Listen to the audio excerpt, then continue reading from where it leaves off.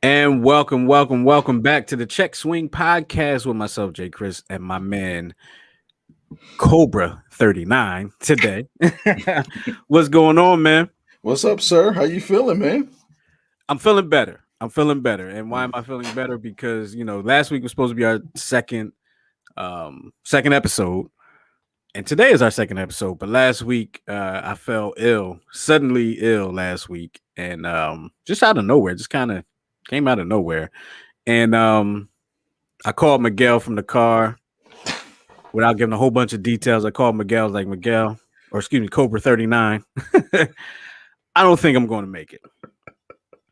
And he said, yeah, you sound terrible.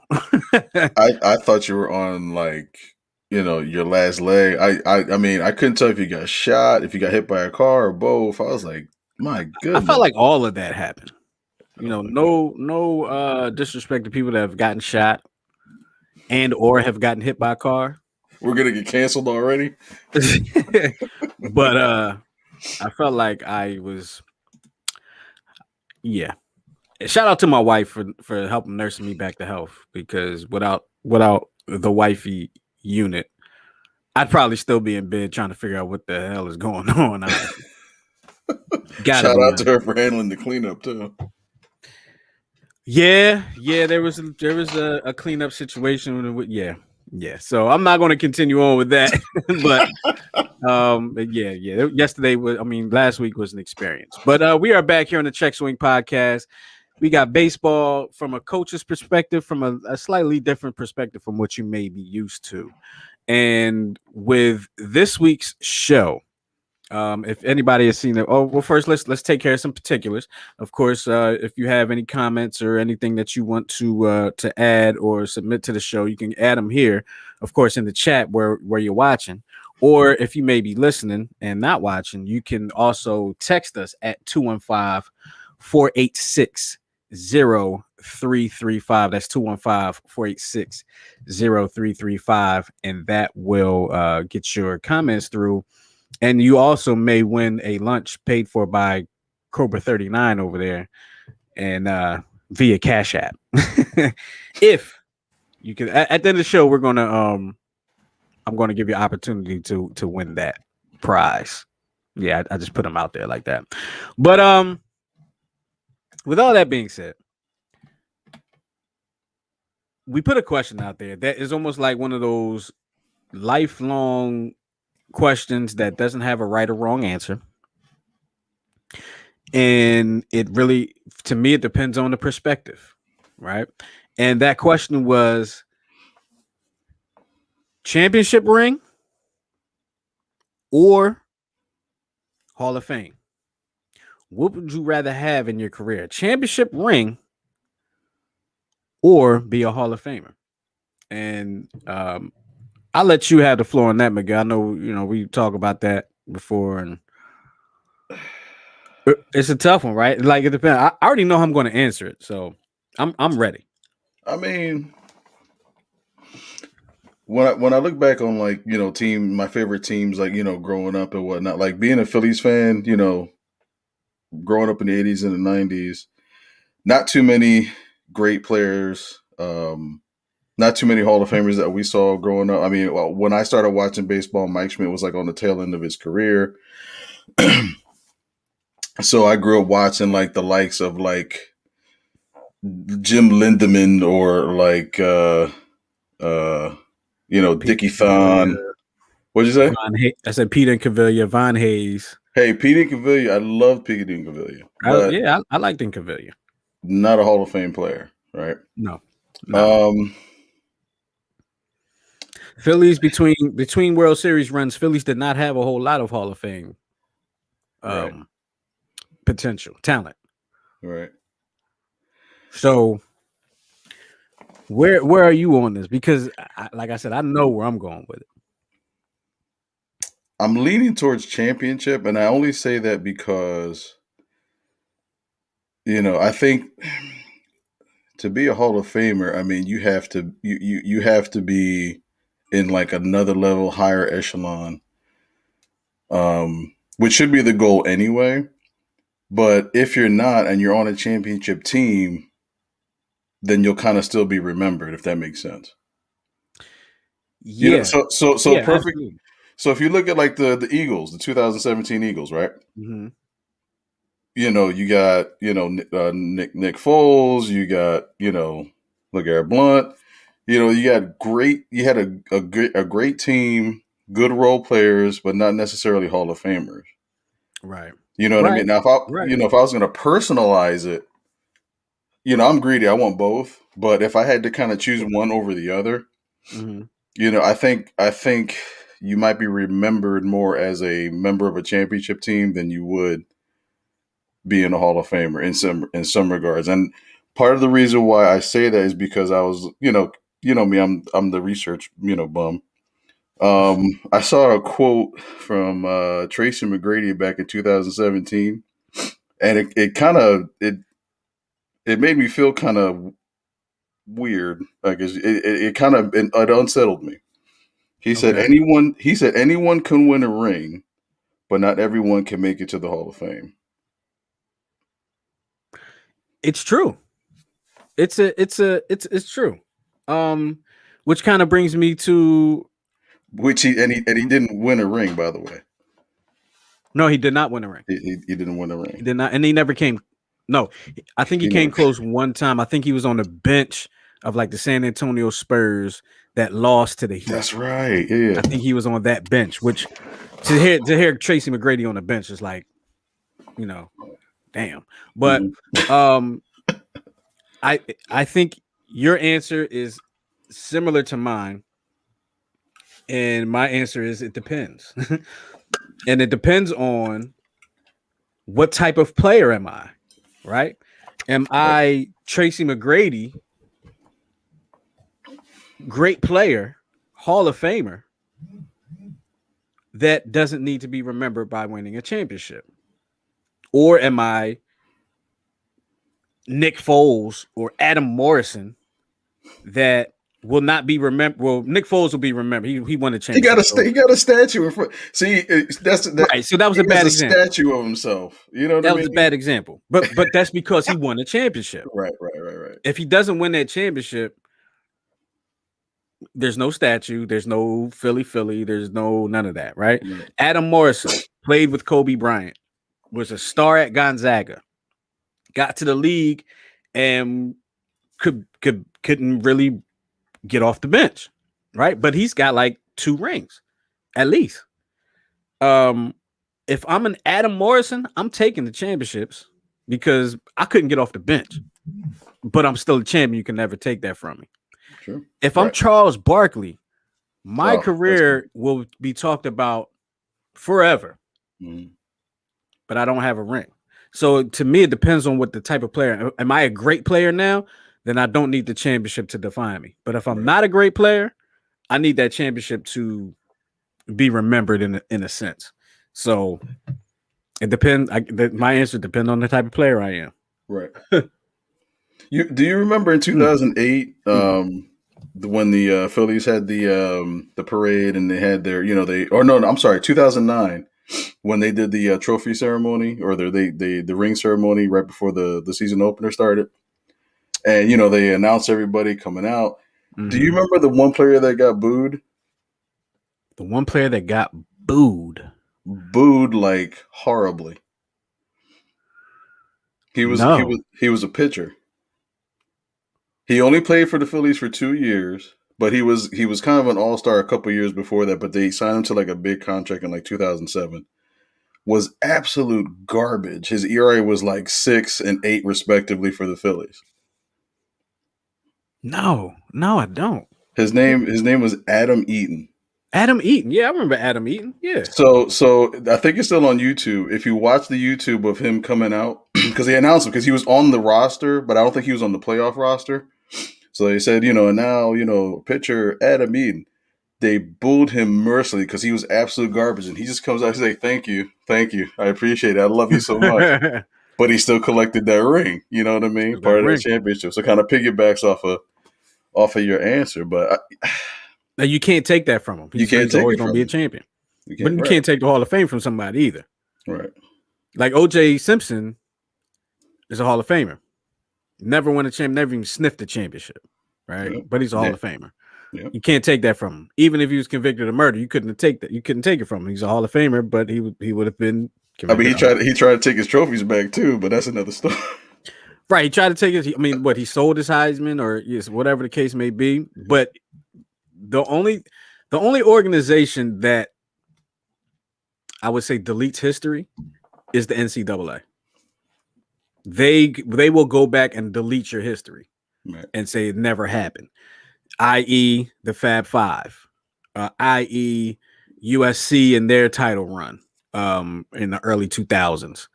Who else? Reggie Bush. Didn't they that get rid of Reggie Bush, Matt Leinart squad? Yeah. There was a couple other things. And one day we're gonna get on this show and talk about how corrupt the NCAA is. And I just made it so I can't get a job in the NCAA. So I just ruined that for me. But it's corrupt. I mean, let's be honest. Like it's corrupt. Yeah. It is. It's corrupt. And I'm not even going to go into detail. We'll just talk about that on another day.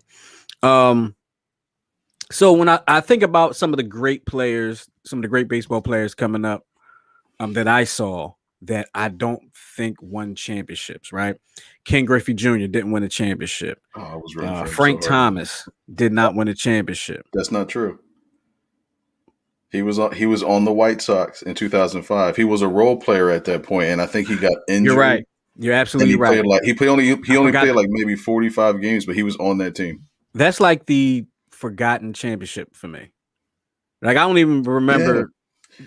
I don't even remember like who was on that squad. But that's like because they beat the Cardinals that year. No, they beat the Astros in 4. The problem was they beat the Astros. It was too small. Well, Chicago's a big market, but they were playing a small market team, and it was a sweep. So it was a real quick series. That was the problem. And Ozzie Guillen was the coach of the. Ozzie Guillen was the coach, right. So that series was championship. Right, like you compare that to the Cubs. I mean, they took Cleveland to 7 games, and then they blew the lead, and so that was a memorable series. But that 2005 championship, it was there, and then they had the parade. Hey, Chicago won after 1,000 years, and it was like, oh, okay, that was it. Yeah, because they caught lightning in a bottle. It was like a fluke team. It kind of goes back to like if you talk about like dynasties and whatnot. Like dynasties used to win you had to win 3 in a row to be considered a dynasty, but dynasties today are 3 in the matter of 3 out of 5 years. So right. My personal just to put this out there, my personal measurement of a dynasty is you have to win back to back at some point. Not 3 in a row. If you just win back to back, you're not a dynasty. But if you win multiple championships, at some point you have to win back-to-back championships to be a dynasty, in my opinion. So what if you went to like 4 in a row, but won like the 2 in the middle? That's back-to-back. So back-to-back is so you. Oh, what you're saying? So if you win 1, lose 1, win 1, lose 1. So prime example, Miami Heat, the LeBron James, Dwayne Wade squad, right, went to 4 straight. They won the 2 in the middle. They didn't win anymore. That they were not a dynasty to me. Because let me further explain. You have to win at least 3, but you have to win 2 in a row. So if I win back to back, lose the 3rd one, win the 4th one, I'm still a dynasty because you're a dynasty, in my opinion. I got you. So the San Antonio Spurs of the 2000 teens. They were not a dynasty to me. They were a great team. They never won back-to-back. They won five titles in 6 tries within 20 years with like the same core group for the most part. Right. But they were always considered. I don't think people consider them a dynasty because they weren't they were all business. Like Tim Duncan was the face kind of, but he was just straight and narrow. He didn't have, he wasn't flashy. He didn't have the personality. So not a lot of flash, not a lot of appeal to that team. They just handled business. The previous dynasty before that, even though I'm not considering them a dynasty, was the Lakers. And, you had the Shaq and Kobe Lakers. And you know what that was? That was exciting. That was flash. That was, not the Lakers either. You didn't consider them the No, they were a dynasty.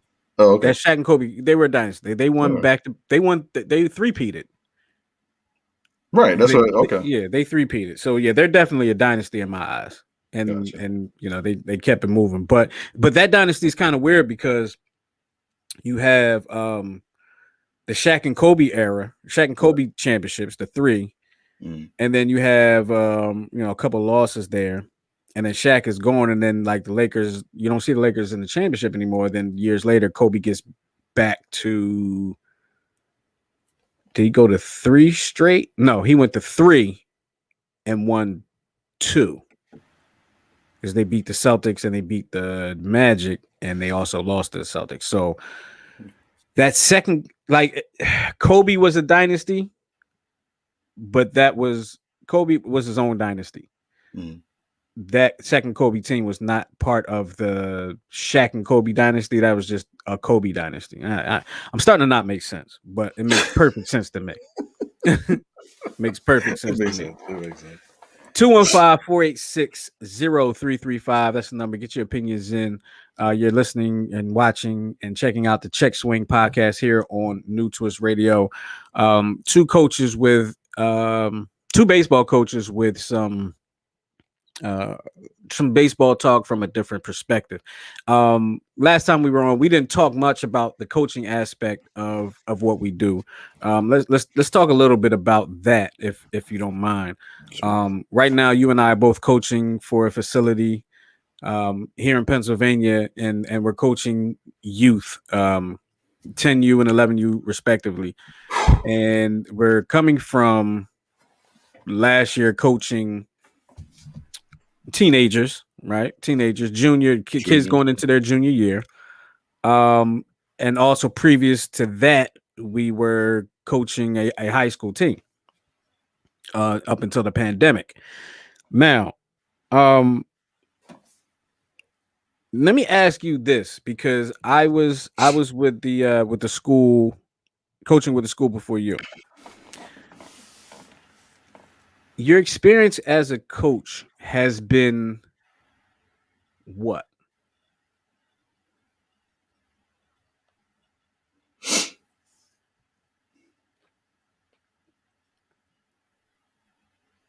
I would say, well, I mean, it's been great, but it's been kind of eye opening, just to see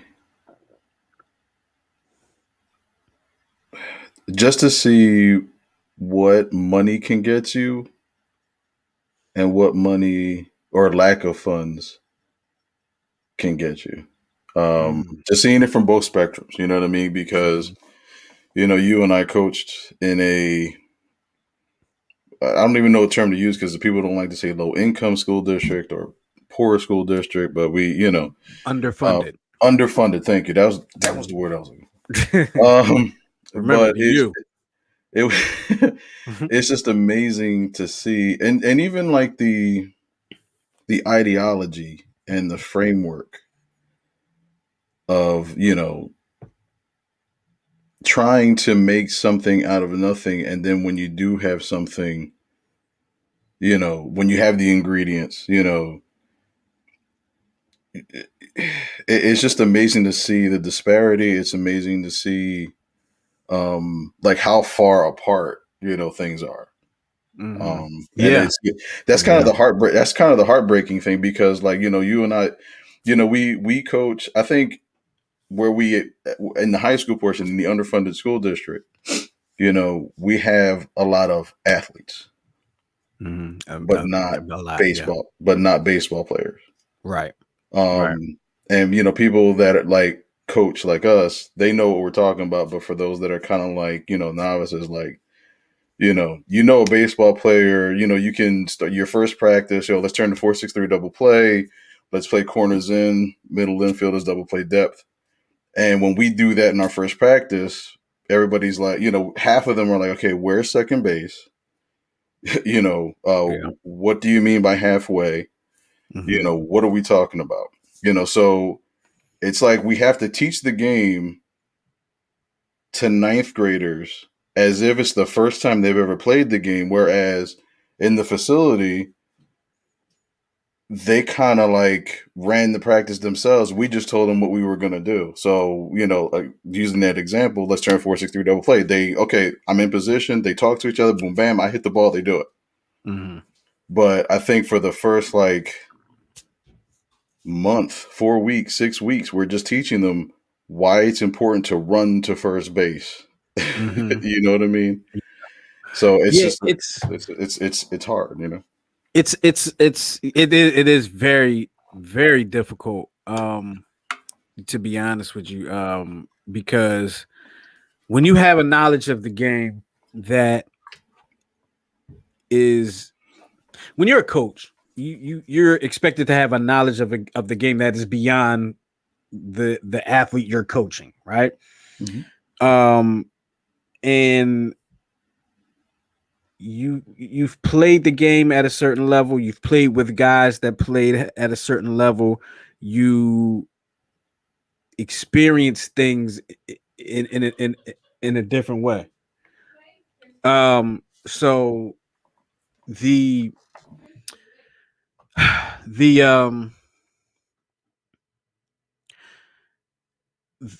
gap, I guess you want to call it, the experience gap, that's a big heartbreaking part to me, because I know that when I came up, I had these opportunities to play in a league in my neighborhood and learn the game from people. Like, my dad was my coach for I don't know how many years in baseball. Let me see, probably 6 or 7 straight years. He was like the head coach of the team I was on.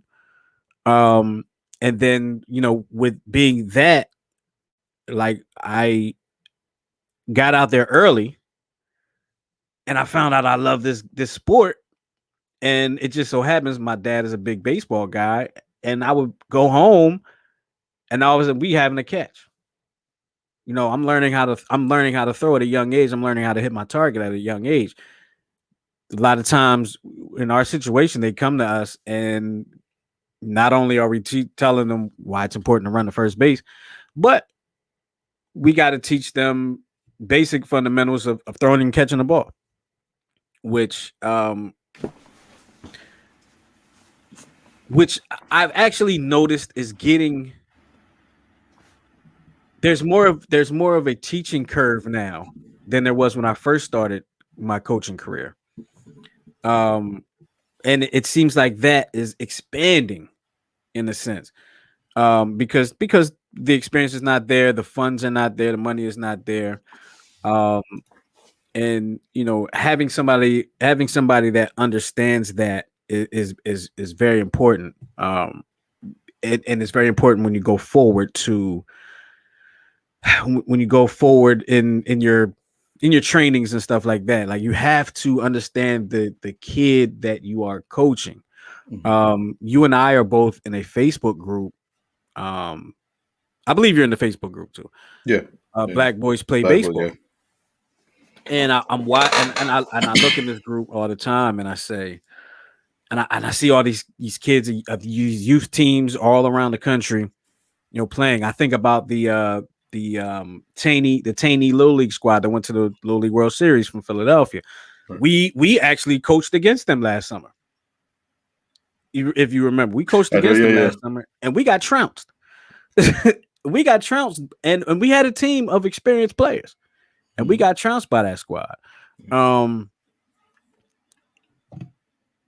It's amazing the strides we can make in the game when we're able to start it early. And then see what we deal with in our community is nobody ever wants to be embarrassed, right? I guess in any community, really, but in our community, nobody wants to be embarrassed, right? They don't want to put their hands up anymore and take a butt whooping and come out the next day.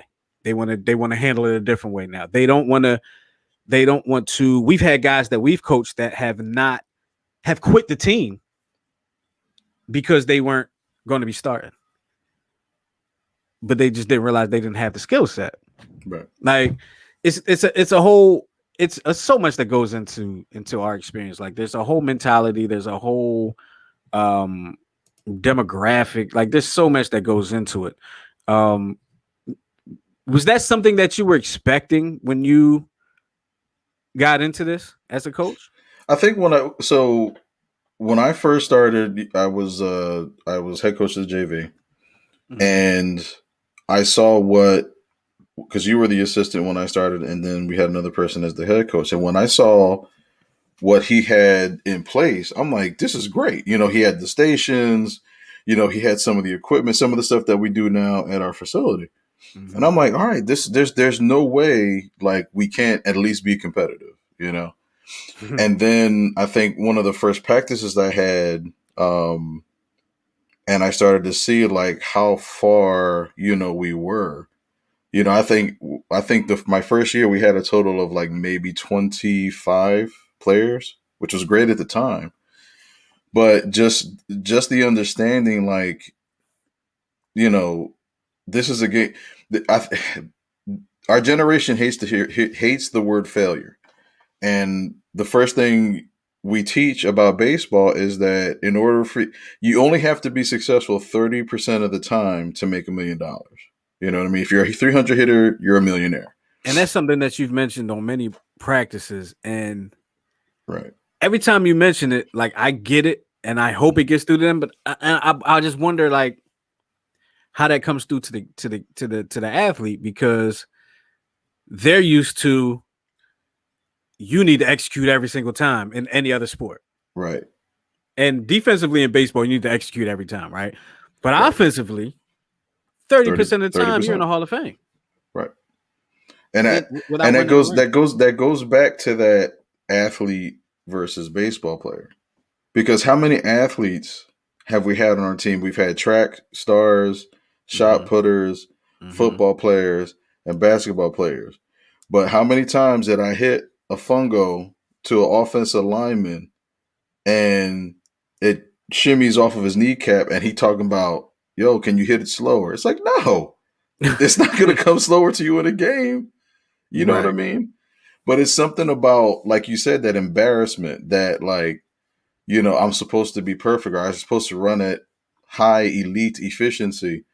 You know, this failure thing, it's like, you know, no, I'm supposed to be a 900 hitter. I'm supposed to be good 95% of the time, which is physically impossible. And, you know, I think we've experienced, you know, in our community, we have, you know, a lot of, you know, fatherless sons. We have a lot of, no offense to the mothers that run the household, but we have a lot of young men that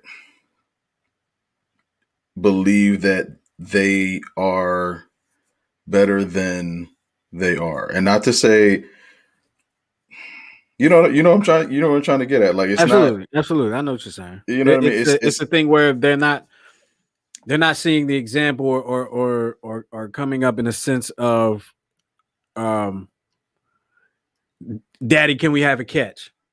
right. Like that aspect is not there. Um And getting that accountability that they need, because a lot of times, like, how many times have we had the good players? I'm not even talking about the players that can't play, but the good players. It's like, oh well, he had a headache and he couldn't play today, or, you know, he had to go, he had to watch my son, or he had to, uh, it was just like excuses that, or are kind of unavoidable that we as coaches we can't do anything with it. right, but at the same time, it's like, that's not an excuse. That's not a legit excuse. You know what I mean? Well, Like me, yes, you're absolutely right. It's not a legit excuse. Well, the headache, right? Like right. My son stubbed his toe. You know what I mean? Like, he, he see, and it's funny because, and I like to offend people when I'm on air, right? you said you like So to offend I people. like to offend people sometimes. So, and I'm gonna just say it. A lot of times, not all the time, not all, but a lot. The mothers Uh-oh. tend to Uh-oh. baby the son. right? Let's be honest. I'm gonna just put it out there. In my experience, the fathers won't baby the son as much, right? You get an example every once in a while where a father is babying the son in the within the sport, right? Every parent, almost 99%, 96% of parents think their child is the greatest athlete on the field Ever. at any given time Ever. in whatever sport it is. Right. And fathers are like a huge. Some fathers are that guy. They think their child is the best and they need to be out there. Some fathers are realists and like, yeah, we're gonna work on it, but we'll see. You know what I mean? But I think a lot of times, if you have a mother out there that may not have grown up being an athlete, but they're looking for their child to play, To be right. They think their child should be out there just as good, if not better, than any other child. Right. And I'm only speaking from experience. You know what I mean? I'm only speaking from getting phone calls. Why isn't my son playing? Right. Well, it's because your son stinks. But you can't say that as a coach. You can't. You know what I mean? And Right. when I say something like that, what I really mean is kind of like,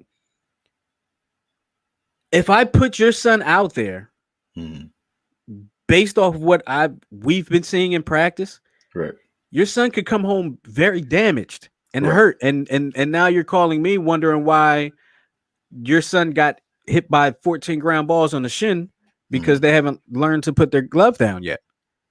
Right. You know what I mean? Right. You know what's funny though? Not funny, but I mean, like, again, going back to that disparity, I honestly wish that there was actually more parental involvement, because that's the one thing I was actually surprised at, that I was expecting to get those more of those phone calls, like in our situation, we'll say the urban situation. And I think I was actually kind of saddened that there wasn't enough of that. Like, I don't want to name drop, but like, our catcher, the football player that learned all the aspects of being the catcher. It took him like a year and a half, but he got it down.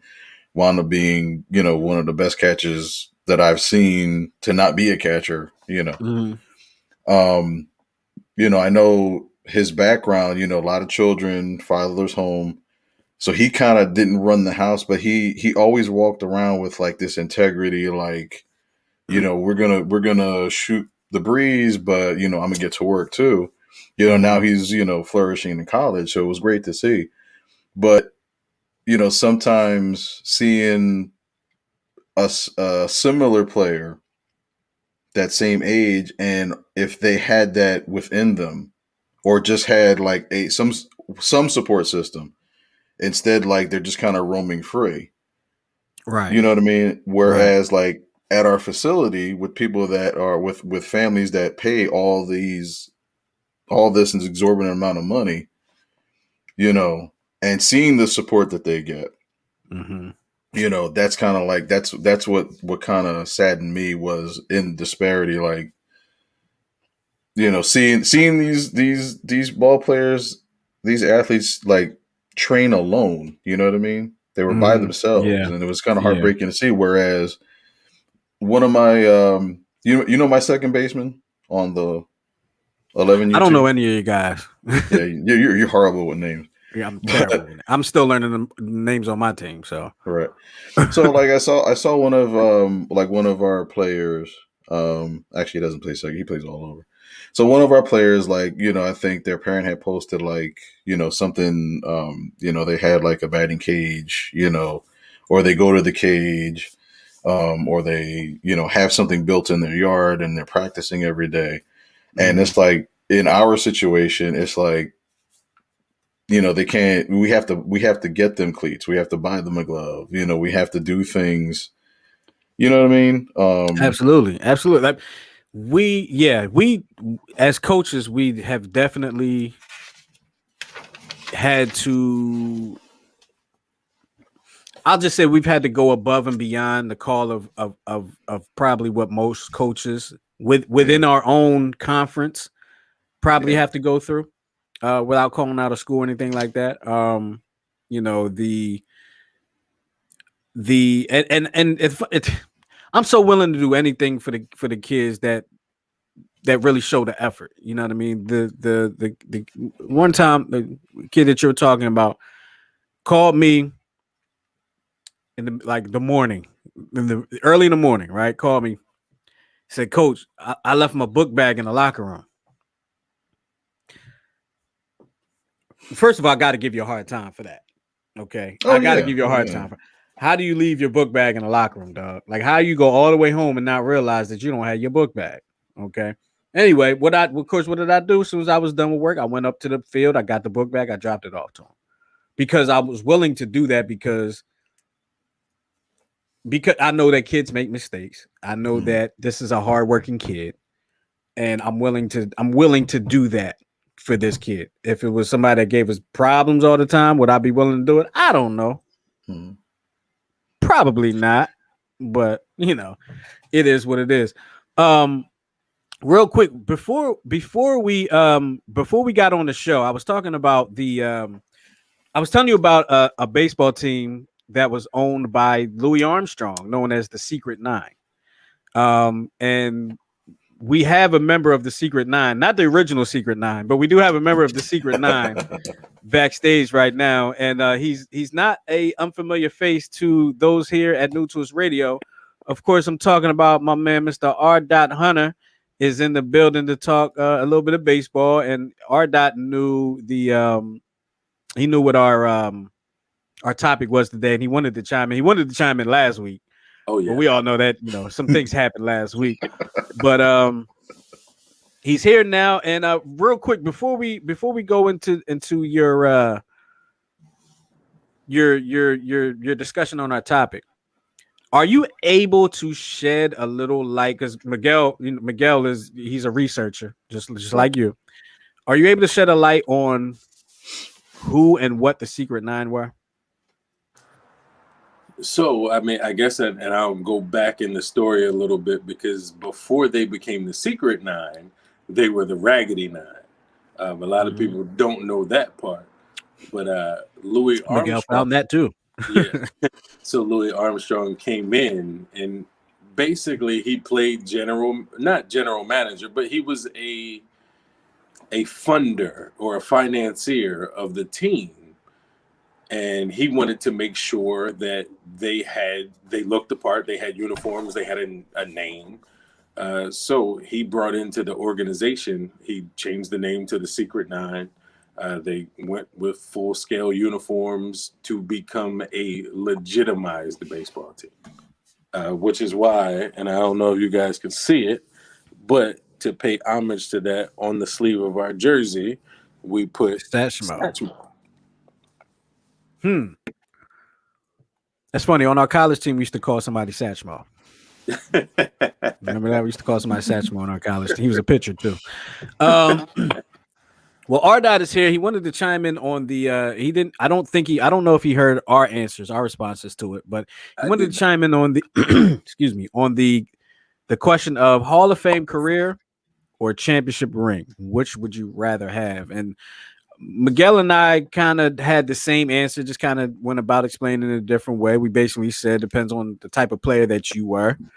That am I Adam Morrison or am I Charles Barkley? Am I Ken Griffey Jr. or am I Kevin Stocker? You know what I mean? Ooh. Like, whoa, what's going on over there? I see. Whoa, okay. I don't know if he saw that, but we saw that. That was weird. That was a little weird. Yeah, you were up and down just there. You went upside down, everything. All right, his phone might be ringing. I think he's on his phone. It might be ringing. He's trying to figure it out right now. I lost audio, gentlemen. If you can hear okay, me. No problem. So we'll wait till he gets back. We'll wait till he gets back on. He's going now. But the what was I saying? Am I Ken Griffey Jr. or am I? What did I say? Kevin Stocker. Well, here's the thing too. Do you find it so, like, going back to like Tracy McGrady's comment? Do you find it selfish for a player to only care about being a Hall of Famer, or is it selfish? Yeah, is it selfish to only think about being in the Hall of Fame and not caring about winning a championship? Is it selfish? I think it would be selfish if you came into the league draft day, first day on the job, and all you're worried about is being a Hall of Famer, right? But Right. also at the same time, depending on the type of player you are, that really could help your team, right? Mhm. But if you're somebody that you know you're not getting a chip, right? You know you're not going to get a chip. You realize that, and now you're just focused on your Hall of Fame statistics. Mhm. Yeah, I guess that could be a little selfish, but at the same time, you're talking about grown folks, right? You're not talking about little kids where kids like, well, I hit the ball 325 feet. Well, nobody cares, kid, because we lost 23-2. Right. You know what I mean? And we didn't score any runs on that 325-foot blast you hit that rolled through everybody's leg. You know what I mean? But Right.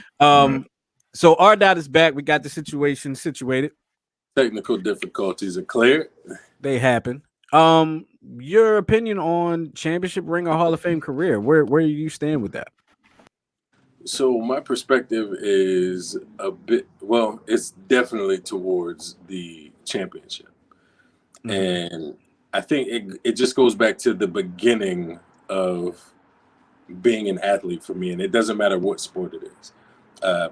Whether you're a kid, whether you're an adult, the pinnacle of your season is who's still standing at the end. And whether you're the 12th man on the bench or you're the MVP of the game, I feel like everybody's goal at some point is to become a champion. Even through your career, and it doesn't matter whether you're, a kid in high school or a kid in college, or you're in the minor leagues or you're in the major leagues. It's when you know and understand your role and what you contribute to the team, you don't have to necessarily have a Hall of Fame career to be recognized forever. And I believe we know champions that are remembered forever and they don't make the Hall of Fame. Yeah. We look at people like Big Shot Bob, who will never be in the Hall of Fame. Say Robert Horry. Yeah. He averaged 6 points a game for his career, but the man has rings, and he showed up in the biggest moments because he knew his role. More rings than Mike, am I right? Am I correct? Yep. That is correct. Mm-hmm. So we'll always remember him as a champion, even without a Hall of Fame resume. That's a great example. I couldn't remember it until you said Big Shot Bob. I like right before you said Big Shot Bob. That's why I remember Robert Horry. Robert Horry is a great example of rings. Right. Okay. Not a Hall of Fame career, but we'll at least know him until our generation is 6 feet under. Right. He'll at least be talked about until then. This next generation doesn't know Robert Horry. Right. They know Kobe Bryant. They know Akeem Olajuwon. They know Michael Jordan. Well, they can't. They should know Hakeem the Dream without knowing Big Shot Bob. But I get what you're saying. Right. That story should go one and the same. But with Hakeem being the Hall of Famer with the ring, it holds more weight. So the question, I'm going to pose it to you again. Basically, you said you'd rather be a champion. You'd rather be Adam Morrison than Kobe Bryant. Yes, because I knew my role on the championship team, and I'm a diehard Yankees fan. I'm a Yankees guy through and through. Are you really? And, yeah. I see. We just met a couple weeks Miguel, we got two Phillies fans. Two Phillies fans on the show, a Yankees fan and a Mets fan. We haven't had the Mets fan on yet, but the other guy's a Mets fan. Yeah, he's coming. But I'm a diehard Yankees fan, and I think back of some of the teams, and with the positions that I played throughout my career, I focus huge on catching. So one of my guys is Posada, and Jorge will never be that Hall of Fame guy. He won't. I mean, there were just so many catchers that had better numbers. But what he meant to those teams as a champion, he cemented some of those teams because, you know how I always portray the catcher as the smartest guy on the field. He has to know what everybody has to do when they have to do it. He calls the game. He's caught no hitters. He's caught some of the greatest pitchers that the game has seen in that era. And undoubtedly, I believe that they were better because of his services behind the plate. Now, Jorge Posada is not the guy that you recognize when you talk about those Yankees teams. You talk about Jeter, you talk about A-Rod, you talk about Pettit, you talk about Rivera. And when you talk about pitching, the catcher is synonymous with pitching. And you look at some people like Doc Holliday, who at the height of his career, he had to acknowledge and get his catcher a replica of his Cy Young because the catcher is that important. Mm-hmm. So without recognizing what that position means to that game, do you devalue the role? And ultimately, that's a good point. He's still a champion at the end of the day. That's a good point. So like in your example, you're referring to Carlos Ruiz, right. The Phillies catcher at the time when Doc was really, at the top of his game. Carlos Ruiz, hell of a catcher, could play the position. He's a hell of a catcher. Might have been the Phillies' best catcher since Darren Daulton, quite honestly, right? I agree. More than likely will not see the Hall of Fame. He is a champion. Right. More than likely won't see the Hall of Fame, but he's caught no hit. He caught a perfect game and no hitter from Doc in the same season. Yep. In the same season, and called it. He had to call it. Like people that don't understand baseball don't understand that the catcher calls these games, right? The catcher, like if there's a no hitter, if there's a perfect game, if there's a shutout, the catcher called it. I always explain like this. The pitcher is the painter, but the catcher is the artist. Right. Okay. Mm-hmm. The pitcher has the brush, but the catcher is telling you where to put the strokes. All right. So the catcher is telling you how to make that happen. So for you, Art Dot is more of a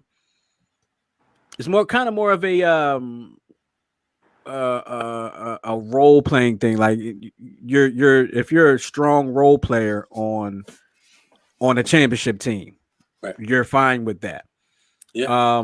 I say in the case of just like even if you're not a strong role player, like there's always a role for somebody that's not the star player, right? So when you think about champions, let's go to Luke Longley. Like Luke Longley is a champion. And I don't want to go to Luke Longley. He is. I mean, well, but I'm gonna tell you why. Because I want to go to this name. I want to go to Adam Morrison. That's the name I keep bringing up on this show. It's like the 5th time today. Adam Morrison, I'm bringing him back, man. I'm bringing him back. Adam Morrison can thank me for his rise to power, rise back. He's going to be trending on Twitter tonight. Everybody, I want you to tweet Adam Morrison right now and say Jay Watson Radio Man is talking about him. Adam Morrison played a role in practice, right? He had to play a role in practice. We didn't see the viewer, the consumer, the fan did not see his role being played on the court in games, but he had to be in practice, defending, doing this. Who knows? Maybe he had to get the coffee in the morning. I don't know, but he played a role. Now, I don't want to be Adam Morrison, right? I don't want to be him. Because honestly, I mean, he's got his rings. You can't take them from him. I want to be Adam Morrison. I would much rather be Rob Horry if I got to be somebody in this realm, right? But it's like, would you want to be? They're going to be talking about Charles Barkley forever. But we're dead and gone. Charles Barkley will still be mentioned. Now, but because he's a Hall of Famer without a ring.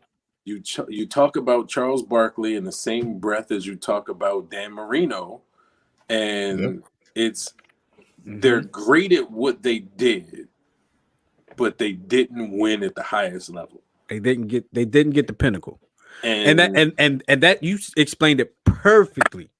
You just explained it perfectly. Hall of Famers are great at what they did. Right. Champions have made it to the Finish the champions. deal. You have to have a team. That team has to win the championship, Right? which is why I'll still take the Hall of Fame. And you know what? You know what else too? You notice there's like Not a that lot I'm of not Hall a of team Famers player. don't make great coaches. Yeah, Oh, You know what I mean? because So there's like still some of stuff the was best, beyond. individual aspects. Their right, career has been focused on them as an individual. right. Yeah, they're when the Hall of Famers, they're Michael Jordan can't teach somebody how to play like him, right? Except unless your name's Kobe Bryant, right? Larry Bird was a pretty decent NBA head coach. I think he got. Did he get to the finals? No, he didn't. He didn't get to the finals, but he got close. Larry Brown got to the finals with the Indiana Pacers. Oh, what's that, Larry Brown or Larry Bird? I want to say it was That was Larry Bird. It was Bird. That was Larry Bird. That was Larry Bird. Larry Bird got to the finals, lost to Kobe and Shaq and them. Larry Brown was the coach of the Sixers at the time. I'm trying to think of a baseball Hall of Famer that became a great manager. Right? Is Dusty Baker a Hall of Famer? He's a Hall of Fame manager. I don't know if he's a Hall of Fame player. He's not a Hall of Fame manager. Oh, he's not a Hall of Fame manager? Player. He's not. He's a Hall of Fame player. I think he's a pretty good manager. He is a good manager. Become the first African American Hall of Fame manager. Who else? Are there any others? That's the question. Are there any great Hall of Fame? Like Hall of Famers don't necessarily, because I think they can make their money outside of their sport without being in the sport. A lot of Hall of Famers, right?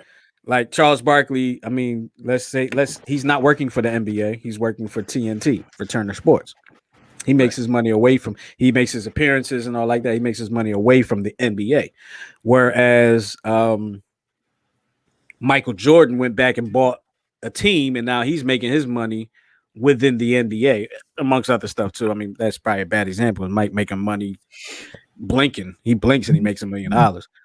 But we don't see the Hall of Famers come in and really kind of be that takeover person within an organization.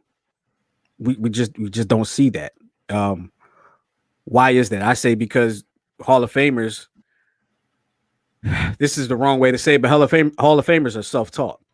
Hall of Famers do things beyond what the coach tells you to do because they're capable of doing it and they're trusted to do it. Role players better do what the coach says, or they're going to be looking for another team. And I think role players learn how to do things correctly. Right. Hall of Famers know how to do things off of skill. And if you know how to do things correctly, you can teach them and coach them. Right. I was never the greatest baseball player on my team, but I can coach any position because I listened and I learned. I had to soak it in. Once I realized I wasn't the greatest baseball player, I thought, well, I better learn because maybe I'm going to win a career in this game outside of being a player because I'm not going to be playing professional. See, and for me, it's the exact opposite. I was a great player, and I'm an absolutely horrible coach. Don't say that. I can't believe that. Don't say that. Don't say that. Don't say that. But we're gonna get ready to wrap this up a little bit. I'm feeling good. I'm still feeling good. Don't worry, everybody. I know people are like, oh no, his stomach. No, I'm feeling just fine. Oh, you grabbed that ginger ale before the show started. I was getting nervous again, man. It did the trick. Look here, I'm gonna cover the label, but this right here, let me tell you, that is in our community, that is the elixir. Okay, Lord. That is the elixir in our community. Before we get out of here, last words from the both of you guys. I'll start with R. Dot coming in. Did you guys win tonight, R. Dot? No, we lost tonight to the Raiders, 6-3. Hard fought game. Hard fought game. We lost. Literally, they scored 3 runs on 2 fly ball errors. I hate those. I mean, it cost us the game. It was good, hard fought game though.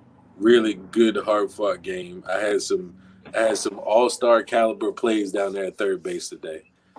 So turned to unassisted double play. You know, I still Nice. got a little bit of range. But He's talking like he getting old, Cobra 39. but yeah, we had it was a good game today, man. And I let everybody know to make sure to check out the podcast, and I told them I would be on after the game ended. I was going to do it live from the field so some of the guys could lock in, but I had to come down to the Win Factory to make a special guest appearance with the Travel Marina. I was wondering where you are. I'm looking at the barrel. Like, where is he? Oh yeah, so I'm at the Win Factory, formerly the offices of the 76ers and the 87ers, right here in downtown Wilmington. We are organizing the 5-on-5 youth charity basketball event on June 12th. So we're finalizing some of the details on that. I'm happy to be working with the great team here on this event. I'll have more details coming to you guys very soon. Hopefully we can get some of the team on for the podcast so we can talk about the event a little bit. Absolutely. I'm definitely going to be looking forward to hearing about that. I'm going to hear a lot about that that whole situation and really just putting it out there and spreading the word about it, man. So I appreciate you for being on.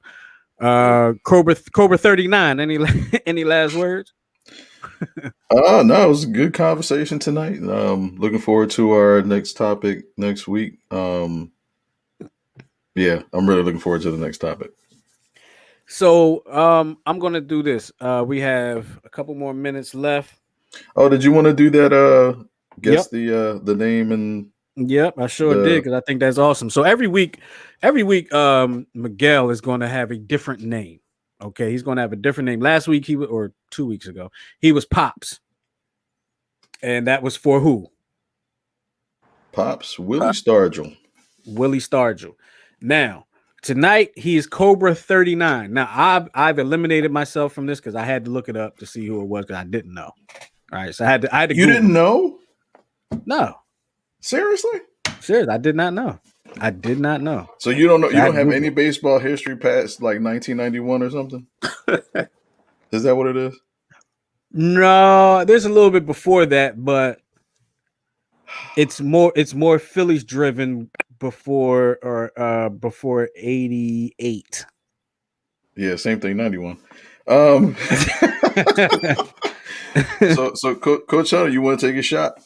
I can tell you right now that look, it's not even worth a guess from me. Are you serious? It's definitely not worth a guess from me. All right, I'll give. He played on the same team as Pops.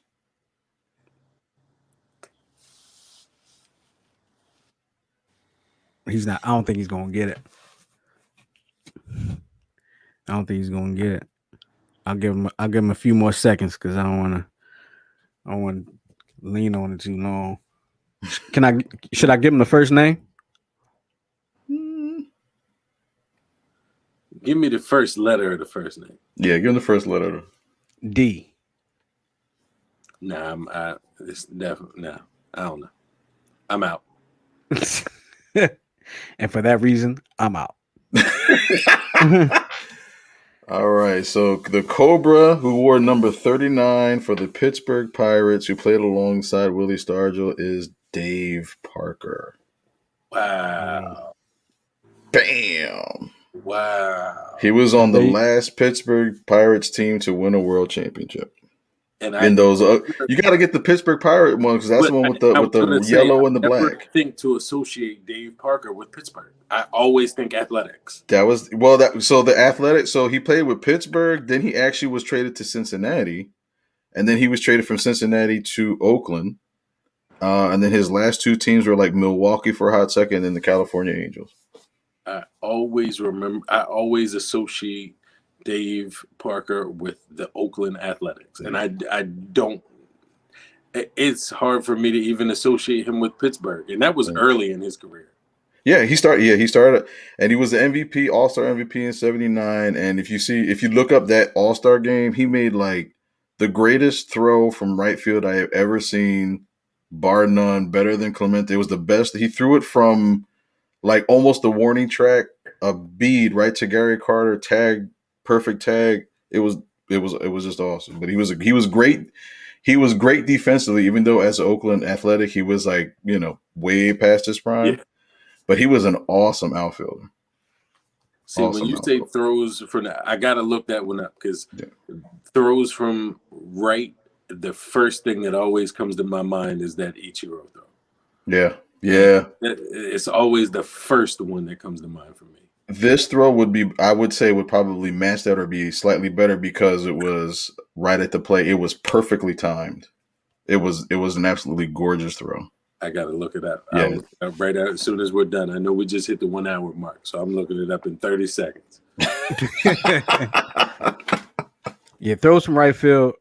For some reason, Ichiro throw is not. Yeah, the first one that was a great throw. Yeah, it was a great. That's probably the most amazing throw ever. The first one I think of is Vladdy for some reason, throwing to third base from like the corner, from like the foul pole. Yeah. Yeah, that's the first one comes to my mind. Vladimir Guerrero. Underrated outfield, yeah. As we close out, I just want to say something real quick. We are. Let me see. Dante Bichette or Bo Bichette. Vladimir Guerrero Jr.